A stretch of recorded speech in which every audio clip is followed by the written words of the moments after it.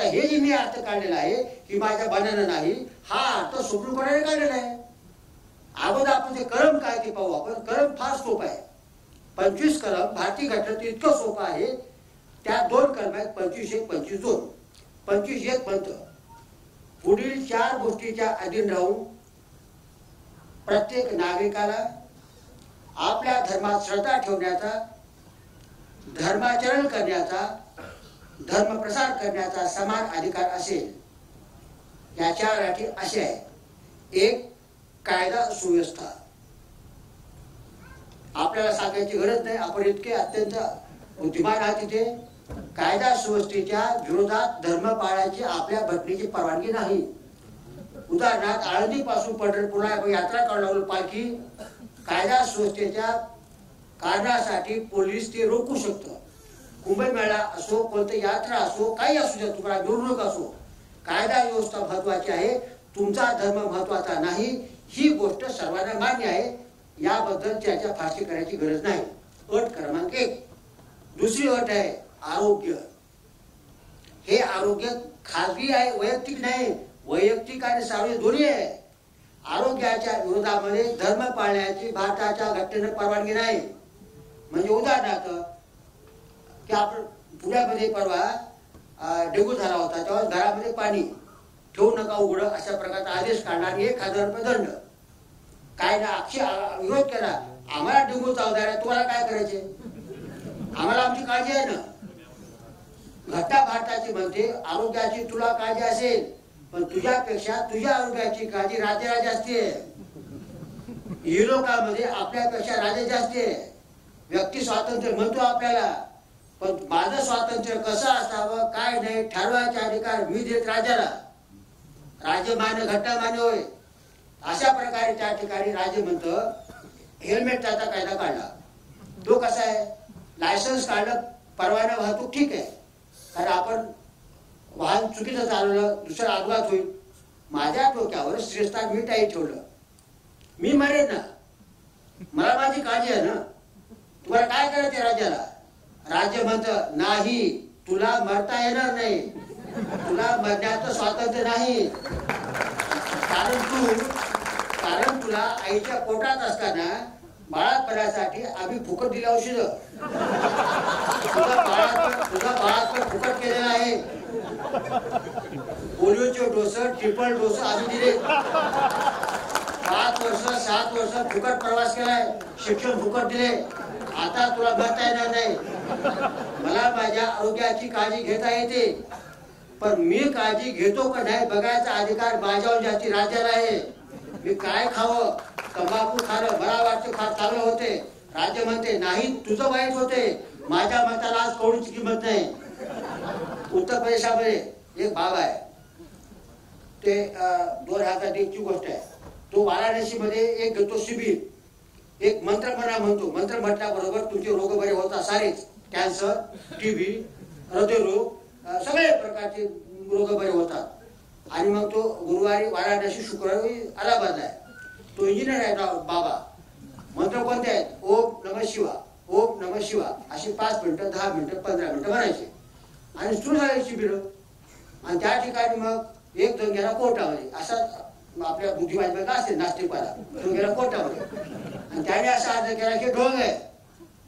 अशा प्रकारे faith healing म्हणतात त्याला, फेथ हिलिंग, श्रद्धेनं रोग बरा करणं.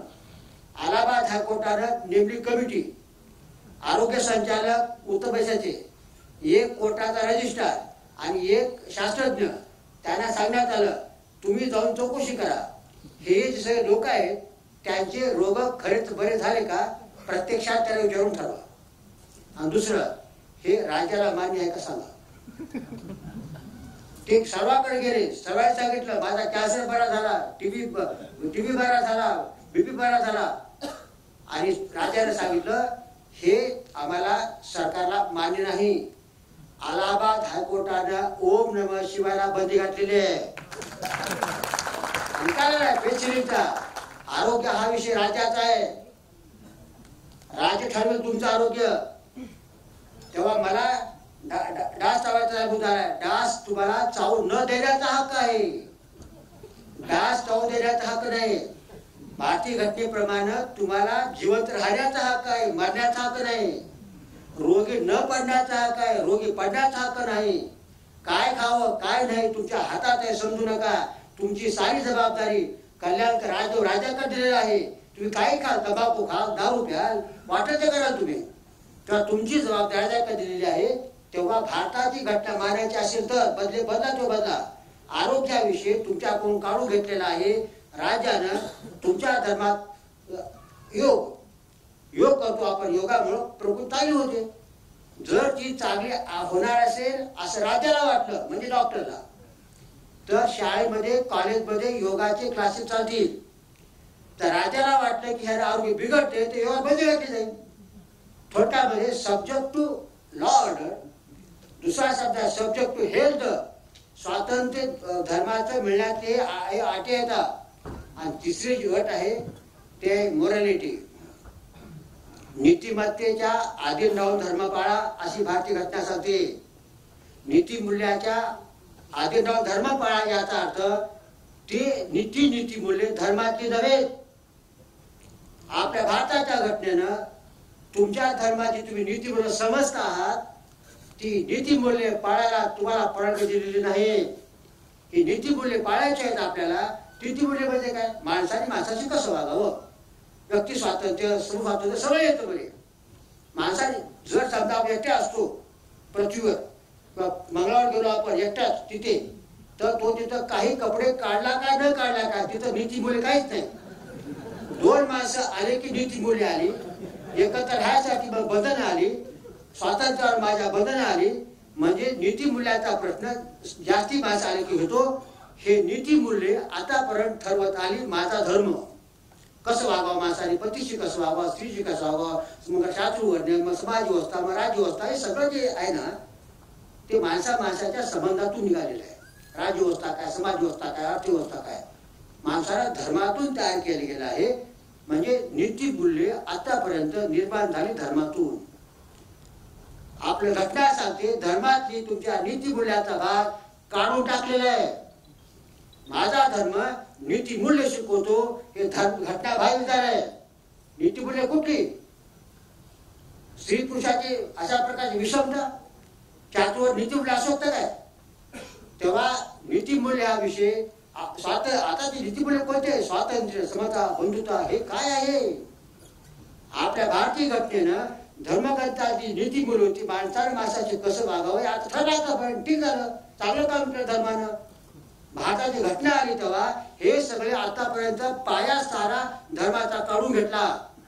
माणसाचे संबंध नीतिमूल्याविषयी धर्मातून काढून घेऊन त्यासाठी राजघटना आली भारताची. आणि मग स्वातंत्र्य, समता, बंधुता, लोकशाही, सामाजिक न्याय, हे काय प्रकार आहे?